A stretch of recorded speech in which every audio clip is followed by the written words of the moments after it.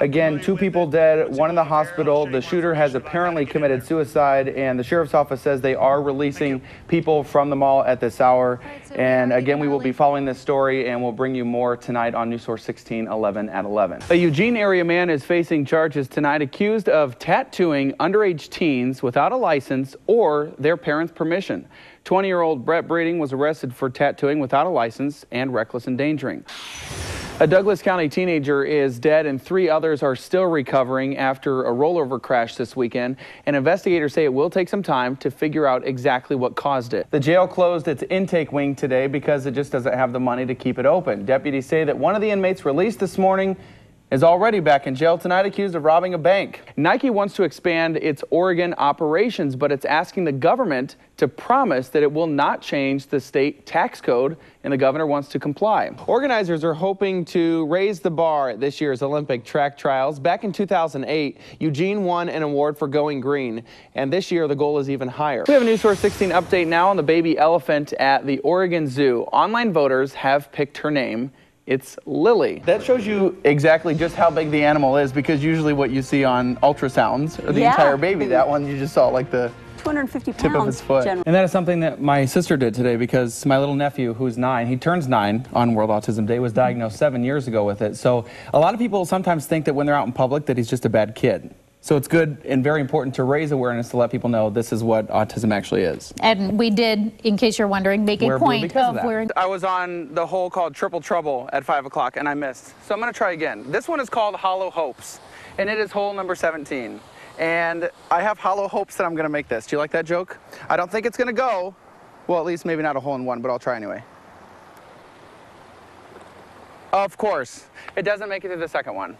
But there's a lot of stuff here for kids and adults and parents. They're not technically open until April, but they are going to be open this entire week for spring break. There are 2 different courses here. They're both 18 holes. There's one of them that's called Thunder Falls. In about 90 minutes, Anne is going to be delivering the rural lecture inside the Ford Alumni Center, and her topic tonight is going to be on ethics in journalism. Now, this is going to be a pretty quick trip for the NBC anchor, who is actually from Oregon, graduated from high school down in Ashland. Renee, the chief, has led the department for more than 13 years, and you know what, as you just said, he just says it's time to move on to something else. A 64-year-old started with this department back in 1973, working his way up the ranks until becoming chief. Now this channel runs from 24th all the way to the fairgrounds. Again, it was put up back in the 50s, so they say they're going to kind of evaluate everything and see if it needs to be replaced. But right now they say that the public is not in any danger. Again, they're just going to be closing this section possibly through Wednesday while they do the work to fix the wall. Do you know?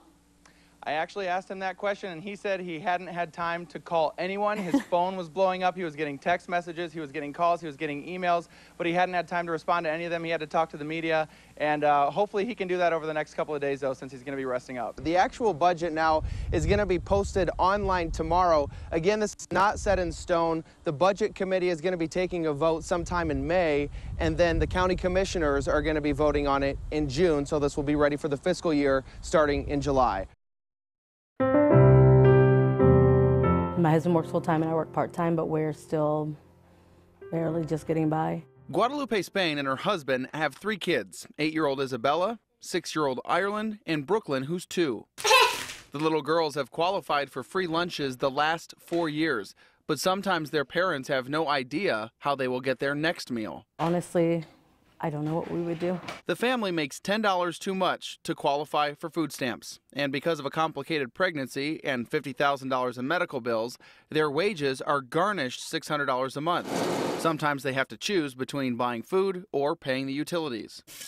We still struggle with, like, if we could pay all the bills and if we can get groceries in the house. And like, especially now that we're not getting any food stamps assistance, it's seriously really hard.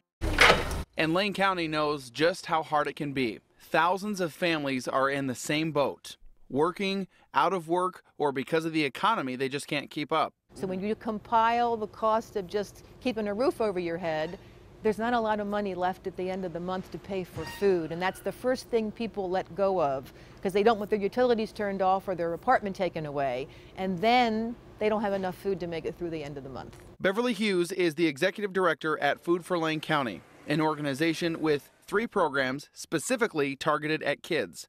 Cereal for Youth is one of the largest. So if kids happen to come school hungry and the teachers can ask, or if they see someone's a little sluggish or doesn't feel very well, they can ask if the child has had breakfast. Last year, they handed out 145,000 packages of Vanilla Crunchies, which could feed enough kids to fill Autzen Stadium twice. Food that's essential for their physical, emotional, and mental health.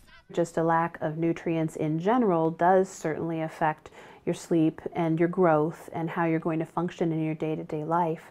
Kids that are in school obviously are not functioning as well when they're hungry. And of course, it's important to make sure they're eating outside of school. Food for Lane County has the largest summer food program in the entire state, preparing 3,000 meals a day when kids are out of class. Many families don't have enough income to provide these meals during the summer, so that might be the biggest meal they have that day is coming in for that summer food lunch.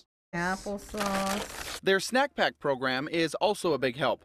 Food for Lane County and Umpqua Bank currently hand out 50 packs to 4 different schools in Springfield, helping families like the Spains feed their kids. When they bring home the snack packs, I know that they have a breakfast and a lunch set for them.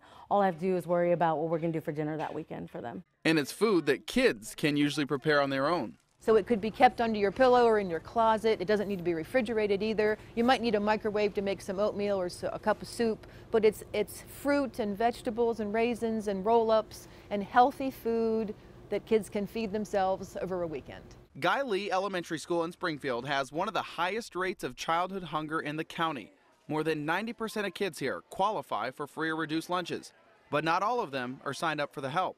I was really concerned about how we expect them to achieve if they can't even think. Nancy Bigley is a Springfield School Board member. She's also the president of the Rotary, which just started a new program called Belly Full.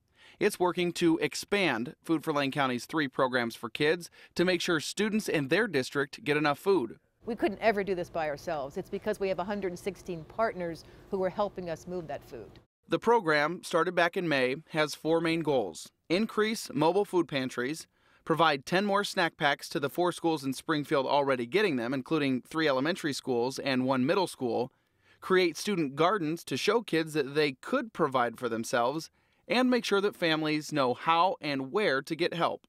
We're really charged with educating them, but we also are responsible for making sure that their needs are met. For Nancy, that is what the program is all about. I kind of held Mother Teresa's quote really close to my heart: if you can't feed 100 people, feed just 1.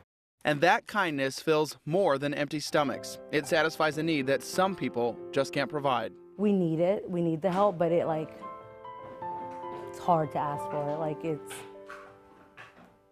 It takes a lot to ask. My sister just told me, you gotta put your pride aside and do what's best for your kids, and that's what we do.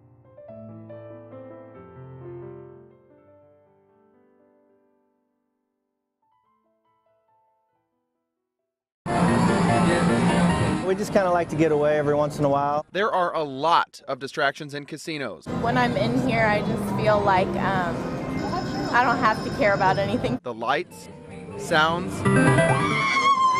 Yes, and I hit it! and winners. I hit the jackpot! But some people stay focused. These guys have to know everybody's job. And while you're playing, they are watching your every move with hundreds of cameras. And this is the Nerve Center. I am a tribal member from the Cow Creek tribe. Alicia McCulley is the director of surveillance at Seven Feathers. She watches over the people who watch over you. There's the normal behaviors, normal body language, normal dress that you would see. And when you see something that's out of that norm, it kind of makes you key on to that. These employees are trained on scams and cheating techniques. The most common problems are known as capping and pinching.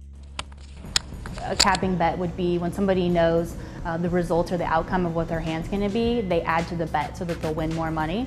And pinching would just be the opposite of that. When they know what the result of the hand's going to be and they're probably going to lose, they're going to try to take some money away from that. They can spot the difference between a beginner and a thief, and they see everything. From your poker hand. It crosses my mind to think that they're watching us, but it doesn't bother me. To your text messages from 30 feet in the air. The whole thing's pretty intriguing to me. These high-tech cameras can point, tilt, and zoom almost anywhere. So don't even think about trying to cheat. We're going to see it. we really, strive to train these guys right and be the best. And that training's earned them first place the last 2 years in a world competition in Vegas. But they're not always just looking for cheaters. There's been several times where I'm glad that they were there to back me up. Cheryl Smith works as a training supervisor for the table games. I get paid to play games all day long. But sometimes those games can come into question. Maybe a guest thinks they were not paid enough, or the dealer took their chips when they thought they won. Once you pick up the cards, it's pretty much, that's why we call surveillance, so they can back up those cameras to show if we took their money when we were supposed to or not. Their surveillance video can also solve crimes, maybe help law enforcement with an investigation, or track down a lost or stolen purse. This is entertainment, and we want them to have a good time and to feel safe coming here and knowing that they're protected. Safety is a big concern, especially for those who win big. And I was playing one credit, and thinking, I want to hit this baby. And I hit the max, and there it is. And that bet won her the Progressive jackpot. I hit $4,000. We can absolutely provide them an escort to their car, to their hotel room. Guests never have to worry about surveillance employees abusing their power. We make it very clear to our employees what they can and cannot do with the camera. All the video is recorded and logged, so if they are ever caught zooming into something inappropriate, they're fired. But remember, whatever you do inside the casino, minus the restrooms and your hotel suite, is all caught on cam. Well, if you've seen it, you can think about it, imagine it, it's happened, and probably more here.